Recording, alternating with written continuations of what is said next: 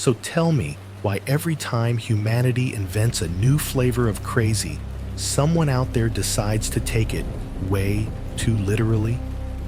All right, flip the lights, lock the door, pretend you didn't hear that sound behind you, because tonight we're dragging something nasty here into the open. And not the fun, internet mythology kind of nasty. I'm talking the real world, documented, court cases attached, intelligence reports written kind of nasty. Yeah, that one. The one that keeps popping up in news headlines like some demonic whack-a-mole. Let's get dirty. And if you're seeing me for the first time, yeah, hi, I'm Mo. I talk about all the weird, the dark, the hidden stuff on this planet. The you weren't supposed to hear about this at dinner kind of stories.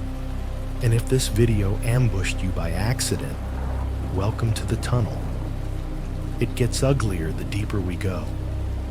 So, if you want a chill experience with shiny graphics and fake dramatic lighting, congratulations, you are absolutely on the wrong channel.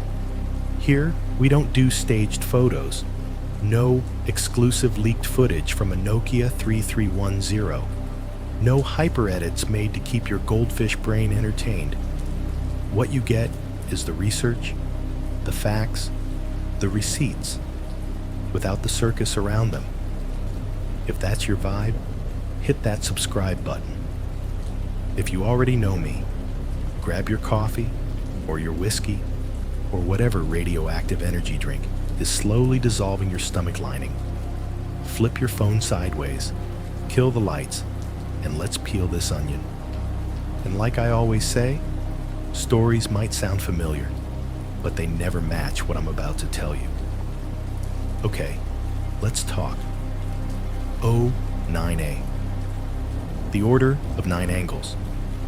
The group that somehow manages to be extremist, occult, pseudo-philosophical, criminal adjacent, and stupidly pretentious all at once.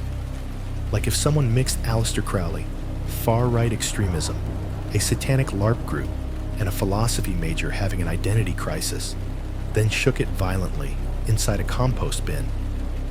And before anybody asks, no, this isn't me exposing a group that lives completely online. This thing has actual documented footprints. British counter-terrorism reports mention them. The UK Home Office literally tried to formally classify them as a terrorist organization in 2023. You've got cases in the US, UK, and Europe where people involved cited O9A texts, the kind written by their founder, Anton, who most researchers tie to David Myatt, a British neo-Nazi activist. Yeah, we're not dealing with Hogwarts dropout energy here. This is more your cousin who got radicalized in a Telegram group energy. Now look, the O9A is messy, like Hydra messy. Half the people who say they're in it aren't in it. Half the people who claim they've read their texts clearly haven't. And the other half, they're in prison. But that's why we're here. To separate the myth, the propaganda, the copycats, and the wannabe edgelords from the actual structure documented in academic research. If you want sources, search for papers by Nicholas Goodrick Clark, Jacob Senholt, or the multiple UK government assessments since 2020. Everything I say here has breadcrumbs you can follow. So, let's start at the beginning. And the beginning is already sketchy. No one knows exactly when O9A officially started because the group loves pretending they're ancient.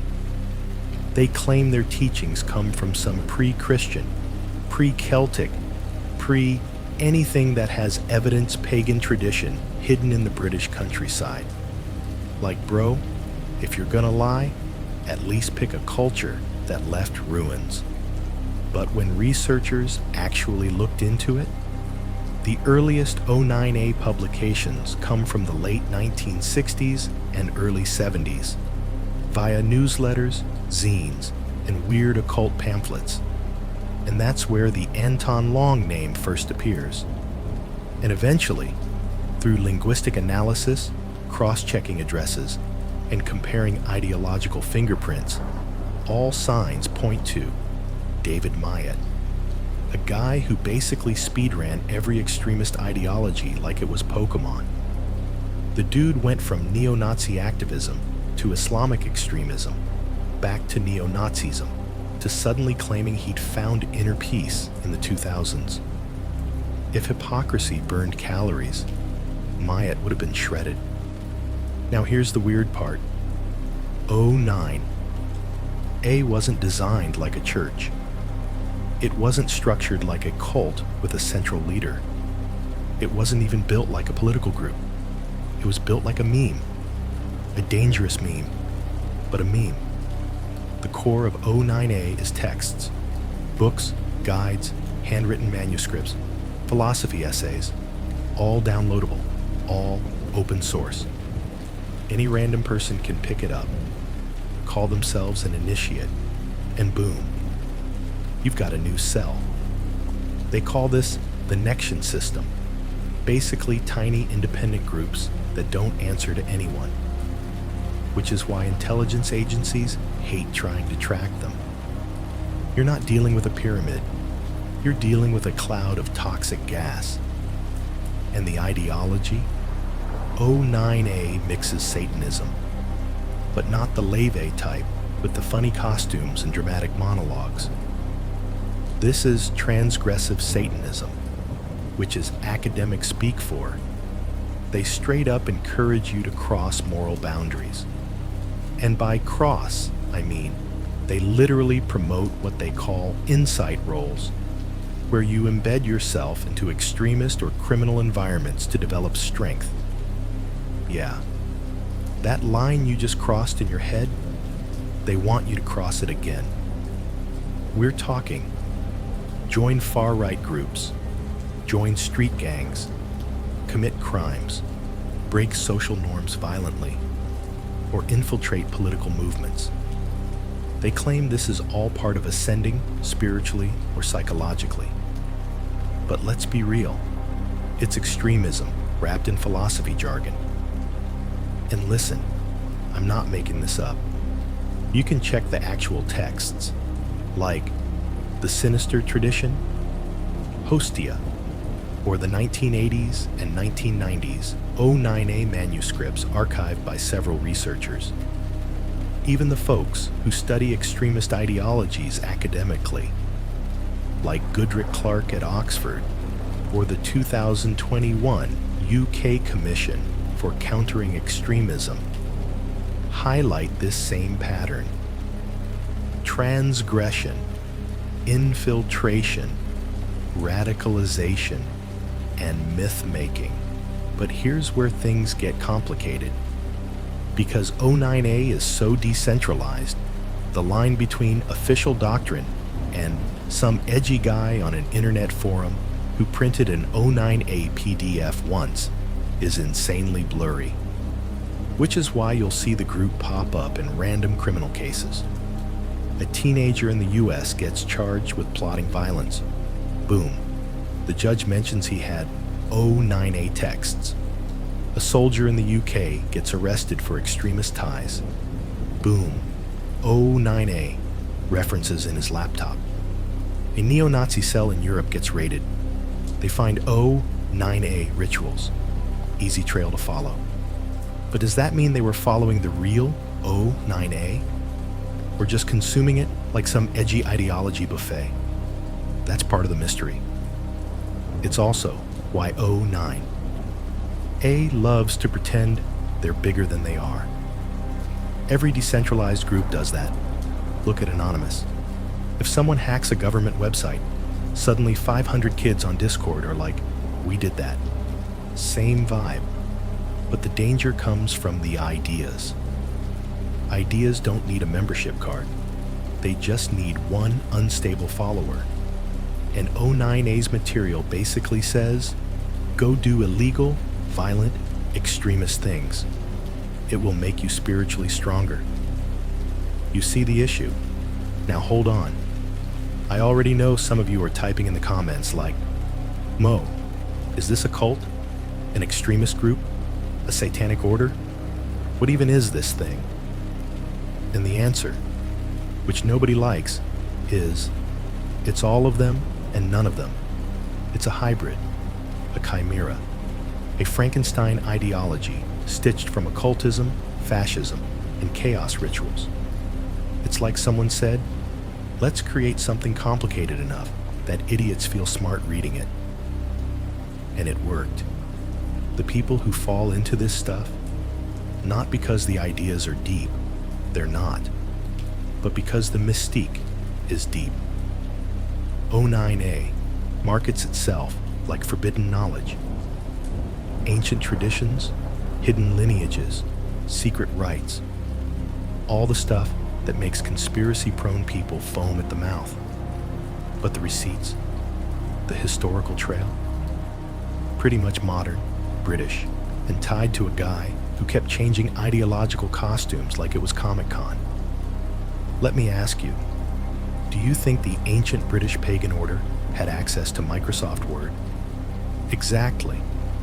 But the danger isn't in the origin story, it's in the application. Because people have used O9A teachings to justify real-world crimes. That's not speculation. That's courtroom transcripts, police investigations, and counterterrorism reports from 2020 to 2023. All right, I'm gonna stop here before I rant my way into next week. In the next part, we dig deeper into the rituals, the structure, the infiltration tactics, the weird obsession with aeons, and why O9A thinks humanity should be replaced by some new post-human species. While you're here, tell me in the comments, had you heard of O9A before this? Or is this your first time falling into this particular rabbit hole?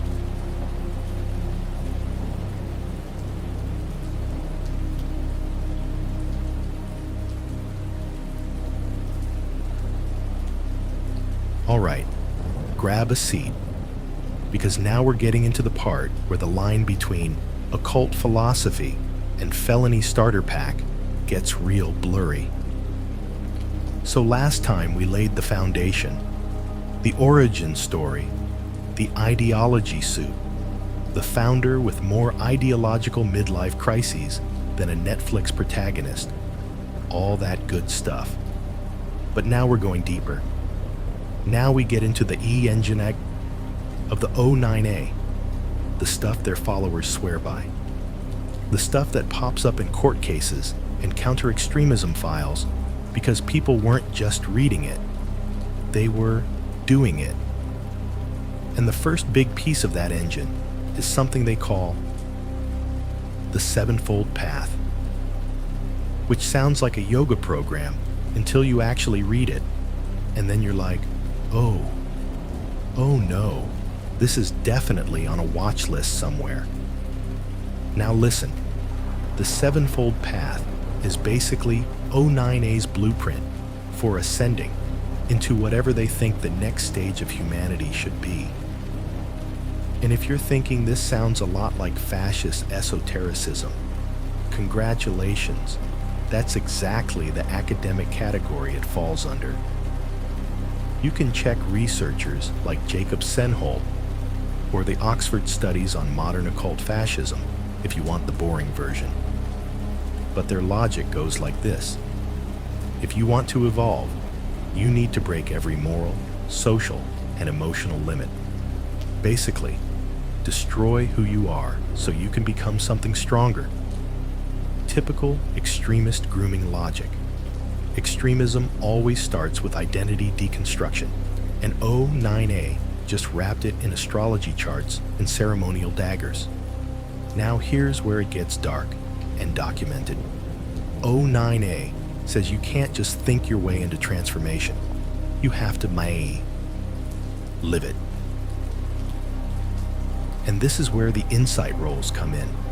Arguably, the most cited, most dangerous part of O9A doctrine. These aren't rumors, by the way. You can literally download the manuscripts. The UK Commission for Countering Extremism analyzed these in 2020. Counter-terrorism analysts have gone through them line by line. An insight role is basically take on a completely different identity for 6 to 18 months and do something that crosses your own moral boundaries. Examples they give: joining extremist organizations, becoming part of criminal groups, working in law enforcement or the military for infiltration, or, and this is explicit, committing illegal acts to shed moral conditioning. This isn't me editorializing. This is in their own texts like Nous and Hostia. Let me just pause here and ask you. Imagine being the person at a family dinner who says, "Yeah, I'm thinking of joining a neo-Nazi cell as my spiritual homework." That's when your parents call the police and a therapist at the same time. But this is what O9A teaches. You're not just supposed to read philosophy. You're supposed to enact transgression in the real world. That's the line that gets them attention from intelligence agencies. Not the Satanism, not the occult rituals, the real world infiltration. Now let's talk about those rituals for a minute because they're weird. And I know weird rituals isn't exactly breaking news in the occult scene, but O9A takes it in a specific weaponized direction. They've got this whole system built on aeons, basically long cycles of human evolution. Think of it like a cosmic timeline. They claim humanity is stuck in the Magian aeon, dominated by weak morals, democracy, religion, empathy, all the stuff they see as decay. And they want to usher in the galactic aeon, which is their way of saying humanity should evolve into a brutal, elite, post-human warrior species. Yeah, the vibes are very fascist sci-fi fan fiction. And the rituals? They're designed to prepare the practitioner for that future. But not in the robe and incense way. It's more like isolation, emotional numbness, physical hardship, desensitization, ego death, confrontation with violence, breaking taboos. Their whole system is a pipeline of psychological conditioning. You ever notice extremists and cults always use the same methods? Isolation, identity stripping, moral suspension, rebirth. Same blueprint, always. But O9. Hiding it inside a mystical cosmic narrative is what makes it attractive to certain types of people, especially lonely, disillusioned young men who want to feel powerful. This is why academic papers keep connecting O9A to online radicalization pathways. The structure is familiar. Now I know someone's already typing, but Mo, are these rituals real? Do people actually do them? And the answer is mixed. A lot of it is LARP. Let's be honest.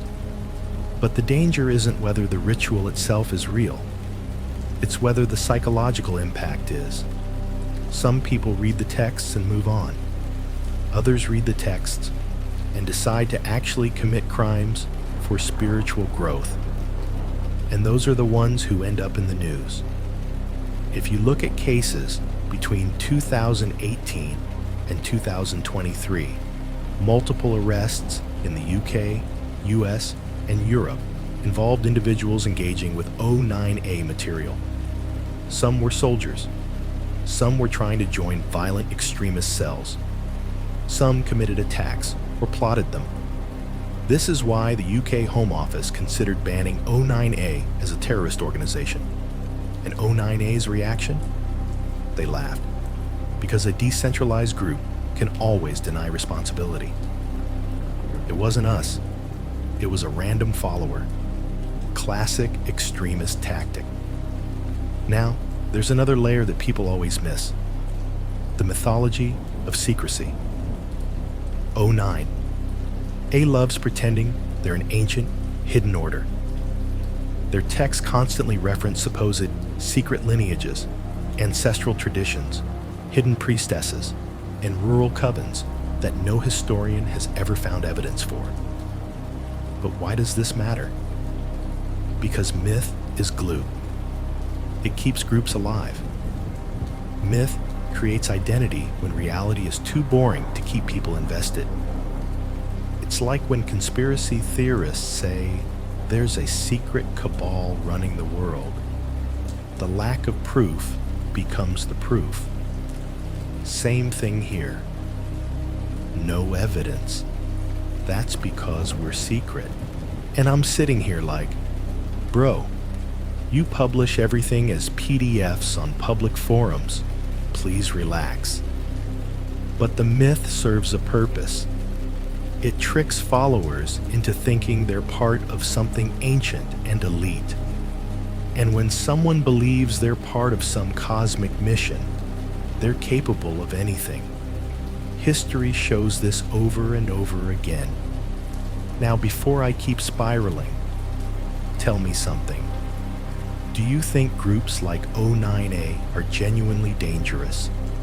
Or do you think they only become dangerous when unstable individuals latch onto the ideology? I'm genuinely curious, because this debate comes up a lot in the research world.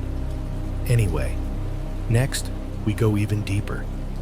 We're talking rights, the culling controversy, infiltration into extremist circles, and why O9A became a magnet for neo-Nazi accelerationists in the 2000s.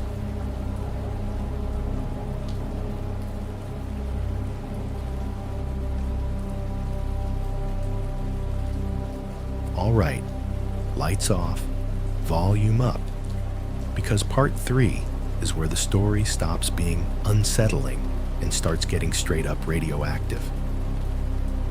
You made it to the ugly part, the part where even researchers go, yeah, I'm gonna need a break after this section. So if you're still here, either you're curious or you have questionable hobbies. Either way, welcome back. All right, let's jump straight into the fire. So in part 2, we talked about the sevenfold path, insight roles, all the psychological conditioning nonsense that O9A wraps in cosmic jargon. But now, we've got to talk about the darkest, most controversial, most quoted part of O9A doctrine. The thing that gets referenced in academic papers, counterterrorism reports, and pretty much any courtroom where O9A gets mentioned. The concept of culling. Yeah, that. The word that looks like it's ripped straight out of a slasher movie script. Let me be crystal clear before we go further. This is documented in their own writings. You can pull up Naus, Hostia, or the 1989 to 1991 manuscripts archived by various researchers. Even the UK Commission for Countering Extremism flagged this exact issue in 2020. I'm not improvising here. This is all textual, traceable, verifiable. So what is culling, according to O9A? Depends who you ask inside the group. Because the O9A universe is chaotic. Half the followers interpret it literally. The other half claim it's symbolic. And the founder himself gave both answers at different times, like he couldn't remember which version he told who.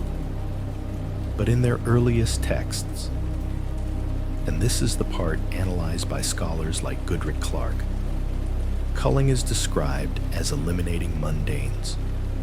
Translated, people who they think hold back human evolution, and the writings do not frame it metaphorically. In the original context, it's presented as an act of service to the coming aeon, a cleansing, a ritual, an initiation test. Now, do all followers interpret it literally? No. Some argue it's symbolic, that it's about letting go of attachments, egos, beliefs. Others say it's psychological. Others say the whole thing is a metaphor for internal transformation. But when you have a philosophy that openly praises transgression, when you have texts encouraging illegal acts for spiritual growth, when you tell members to join extremist groups and criminal networks, you can't really act surprised when somebody interprets culling as, well, literal. This is why law enforcement pays attention. Not because O9A is a big centralized organization. It's not. But because the ideology nudges a certain kind of person in a certain direction. Now listen, I'm going to tell you something researchers repeat over and over. Context matters. Most people who read O9A material never act on it. But the people who do, they do so because O9A basically hands them a philosophical permission slip. And that brings us to the second issue, infiltration. See, O9A has this tradition where initiates are encouraged to join other groups, far-right groups, jihadist groups, street gangs, military units, political movements, whatever. Not to support them, but to destabilize them from inside and gain sinister experience. This isn't a conspiracy theory. This is in their own documents. Stuff like A Practical Guide to the Sinister Path and the Insight Roll rules they wrote in the 80s and 90s. Even counter-extremism analysts use the same phrasing: infiltration, implanting, and press, radicalization through participation. Now here's where this gets messy. Around 2015 to 2017, O9A suddenly became a kind of ideological magnet for accelerationists, far-right internet radicals, the burn the system down to rebuild a new world crowd, mostly through forums like Iron March, which, if you know, you know. That place was a breeding ground for groups like Atomwaffen Division in the US and Feuer Krieg Division in Europe. And guess what texts started circulating in those spaces? Yep, O9A. The timelines overlap in multiple academic analyses. You had young extremists reading O9A writings, sometimes completely out of context, sometimes exactly in context, and merging the doctrine with accelerationist ideology. This is why journalists, researchers, and security agencies started connecting O9A with several post-2016 extremist cases. Not because O9A told them to act, but because the ideology validated their desire to transcend morality through violence. Accelerationism meets esoteric fascism. That's a bad cocktail. There was a famous case in 2020 where a US soldier, Ethan Melzer, was charged with plotting an ambush. The FBI affidavit noted he consumed O9A material. Again, documented. Look it up. Another case, a teenager in the UK arrested in 2019 belonged to a Feuer Krieg Division cell and had O9A texts. The judge specifically referenced O9A's sinister tradition in sentencing. These examples go on. They're rare, but they're real. And they're not coincidences. They're ideological cross-pollination. Now, before we turn this into a TED Talk on extremism, let's zoom out again. Because the weirdest part of O9A isn't even the crimes or the rituals. It's the fact that half the group insists O9A isn't a group. They'll tell you O9A is just an idea, a philosophy, a current, a sinister stream. And honestly, from a structural perspective, they're right. O9A behaves more like an open source ideology than an organization. There's no central leadership, no recruitment, no hierarchy. Anyone can call themselves O9A. Anyone can write new O9A texts. Anyone can found a Nexion, which is basically just 3 people in a basement with candles that smell like disappointment. But here's the twist. The openness is the feature, not the bug. Because decentralization makes them impossible to ban. You can ban a group. You can't ban a PDF. You can criminalize a leader. You can't criminalize an ideology without turning into the thought police. This is why some experts call O9A the most dangerous occult movement you've never heard of. Not because of numbers, but because the structure is the perfect storm. High violence potential, plus no formal membership, plus mystique, plus extremist crossover. Do you think a leaderless ideology is more dangerous than a centralized cult? Like, what's scarier? One big puppet master, or a swarm with no head to cut off? Drop your thoughts in the comments. I'm curious how you see it. Anyway, we're not done. Is where we go into the myth-making machine of O9A, the rituals, the sinister feminine, the claims about ancient pagan lineages, and the internal contradictions that make the whole system simultaneously alluring and completely absurd. And trust me, if you thought culling was dark, wait until we talk about the Vindex myth. That's the part where O9A stops pretending they're a spiritual order and starts sounding like they hired a Marvel writer on a bad day.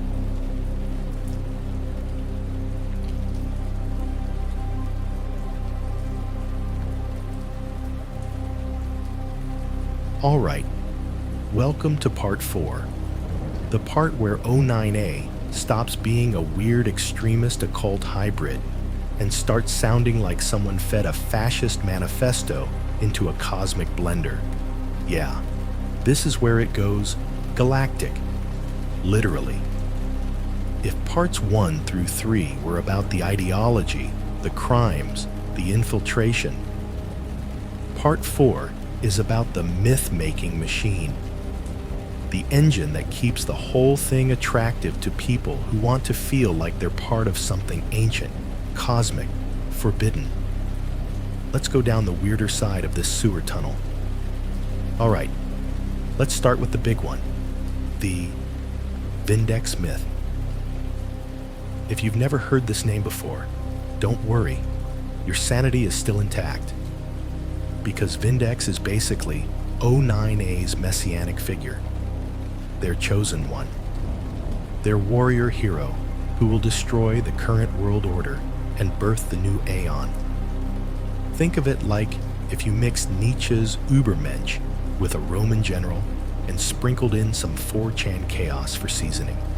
The term Vindex itself, Latin, means avenger or defender. O9A didn't invent it, they repurposed it. You can trace it to their texts from the late 80s and early 90s, mostly in writings attributed to Anton Long, again, widely believed to be David Mamet. Now, according to O9A mythology, Vindex is supposed to rise from the west, not the east, not the Middle East, not some ancient tribe, the Mar West. Already, you can see the ideological direction this is going. And Vindex is described not as a traditional religious figure, but as a violent catalyst for civilizational collapse. Basically, the person who wipes away democracy, modern morality, and what they call Magian influence, their code word for everything they think is weak, soft, or too modern. You see why researchers classify O9A under esoteric fascism, right? Because nothing says we're totally not fascists, like creating a cosmic prophesied warrior to destroy liberal society. Now here's where it gets weird. And I mean anime fanfic weird. O9A doesn't just say Vindex will come. They say Vindex's arrival is part of a cosmic cycle spanning millennia. And that humanity is just one stage in a multi-aeonic evolutionary ladder. Which brings us to the next wild concept, the aeons. O9A breaks human history into these long cosmic eras. The primal aeon, the Hyperborean aeon, the Western aeon, the Magian aeon, and the coming galactic aeon. The Magian aeon, our current one, according to them, is supposedly dominated by softness, materialism, equality, and ethics. All things O9A considers weakness. And their goal is to bring about the galactic aeon, which is basically humanity becomes an interstellar, warrior mystic species that conquers the galaxy. Yeah, I'm not exaggerating.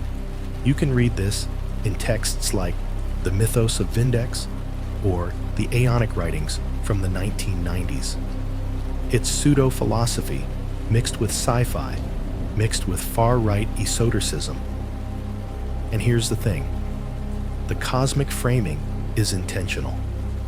It gives followers the feeling that they're part of something massive, larger than politics, larger than religion, larger than this world. Because once someone believes they're fighting for the future of the species on a cosmic scale, reality becomes optional. Morality becomes optional. Law becomes optional.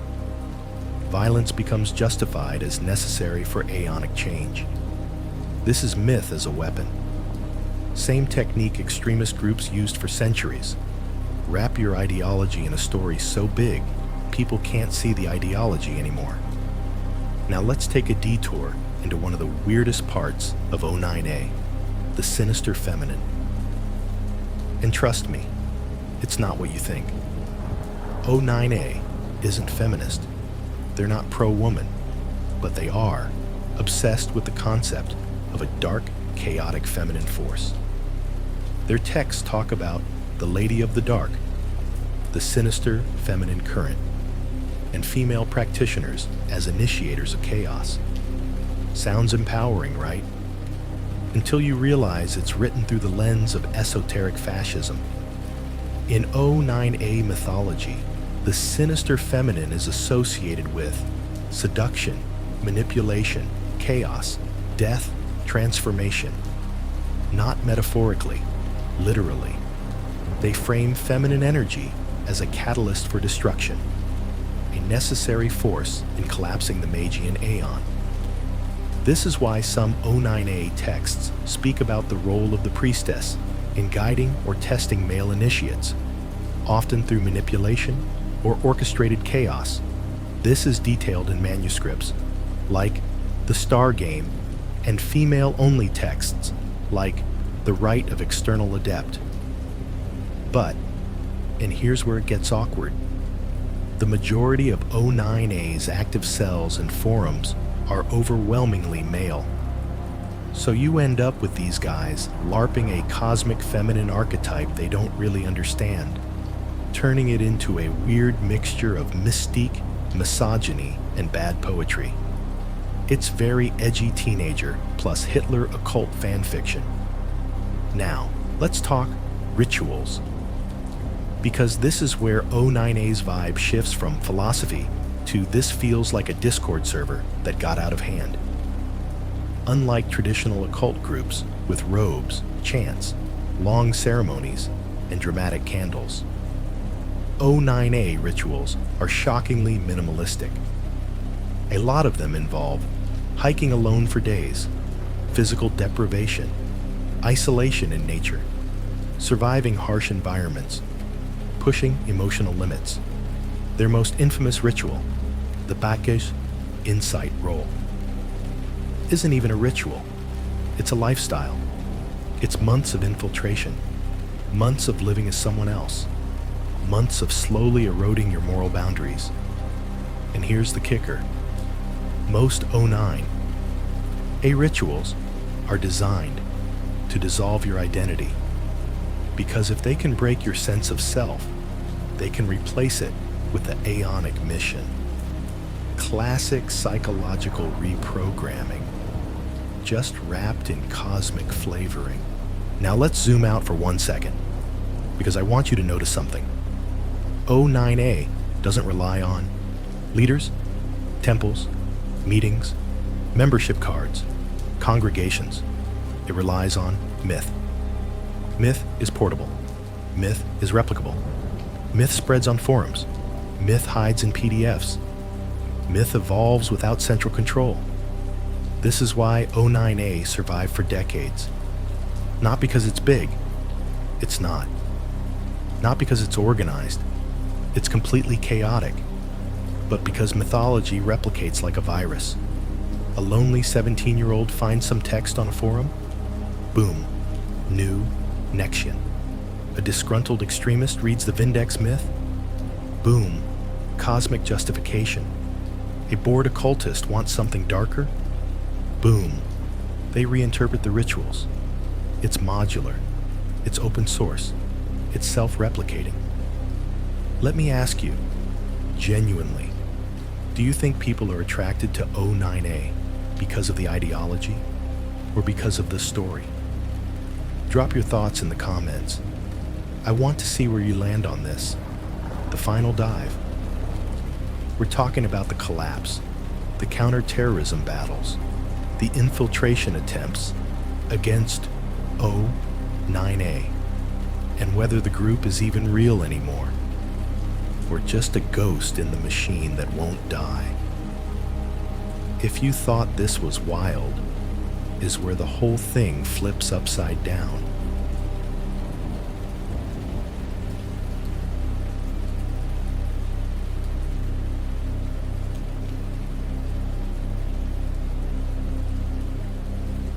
The ghost in the machine, where O9A stops being a cult, a network, or an ideology, and starts becoming a glitch in the modern world.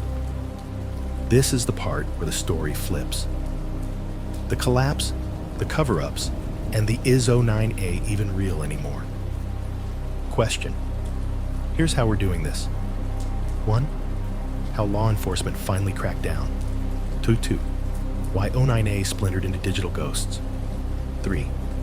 The Mayat defense, the strangest PR move in extremist history. 4. Why experts can't agree if O9A still exists. 5. The modern landscape, TikTok occultists, Atomwaffen refugees, and AI-generated cult propaganda. 6. The ending nobody sees coming. Let's go. 1. The crackdown. By the late 2000s, O9A went from weird British occult LARP to, okay, this is actively feeding violent neo-Nazi groups.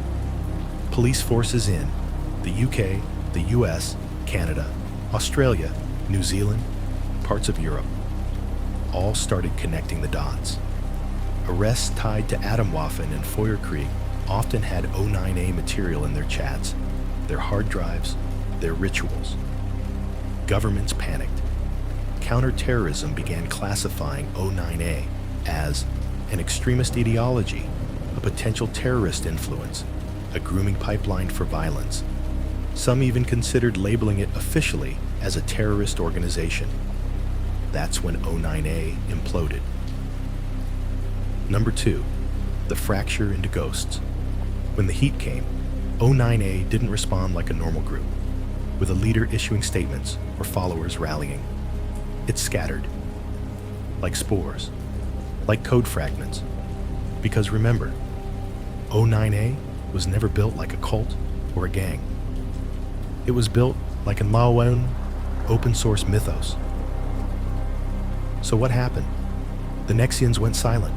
Forums shut down. Blogs vanished. PDFs stopped updating. But in the shadows, private Telegram channels were still popping off. Encrypted chats kept circulating texts. Individuals kept practicing, just without the O9A label. This is when researchers started using a new term, post-O9A actors, meaning people who follow the ideology but don't identify with the name anymore, like decentralized malware, Exactly the nightmare scenario. Urichis 3. The Mayat defense, the wildest plot twist. So picture this. O9A is under global scrutiny. News articles everywhere. Governments threatening bans. And then, out of nowhere, David Mayat publishes a series of statements claiming O9A was never extremist. The neo-Nazi connections were misunderstandings. I've renounced extremism. I'm a mystic pacifist now. People were like, bro, what? The same guy who literally wrote most of the esoteric fascist material now says, I have no idea what you're talking about. We are peaceful monks. It's like the arsonist returning to the burning building, shrugging and saying, who? Me.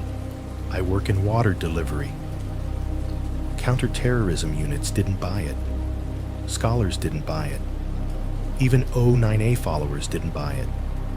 His sudden peaceful rebrand only added fuel to the idea that O9A itself might have always been a long psychological operation, a thought experiment, a mimetic virus, a literary project that spiraled into reality. Hold that thought, because it gets crazier. 4. Does O9A actually exist now? Ask 10 experts and you'll get 12 answers. Some say O9A is still active, small, but dangerous. Others say it died. Only PDFs remain. And a growing number believe something else. O9A is no longer a group. It's an idea, a virus without a host. Here's the paradox. The original websites are dead. The founders disappeared. Nexians dissolved. Central leadership doesn't exist. Many texts contradict each other. The myth is stronger than the organization.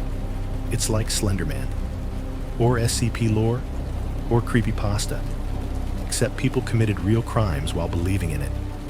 O9A transformed from occult into a mythos that anyone can pick up and use. That is the real danger, because you can ban a group. You can't ban an idea wrapped in occult symbolism, cosmic destiny, and edgy-sounding philosophy. Number 5. The modern landscape, the digital afterlife of O9. A 2020 to 2025 changed the game. Here's what's happening now. A. TikTok occultists rediscover O9A texts. Most don't understand what they're reading. To them, it's dark aesthetic witchcraft. Some accidentally spread actual extremist ideology without realizing it. B. Dissolved extremist groups scavenged O9A ideas. When Atomwaffen fractured, members drifted into microgroups. Many still use O9A rituals privately. This is the part nobody talks about, but it's real. Machine learning models online are being fed O9A texts and spitting out new grimoires and rituals, blending occult, fascism, and myth into fresh digital spores. It means O9A is being resurrected by machines, a digital necromancy. D-O9A, culture outlives O9A. The aesthetics, the lone ascetic, the cosmic warrior myth, the anti-modern stance, show up in unrelated online subcultures. It's not the organization that survived, it's the vibe.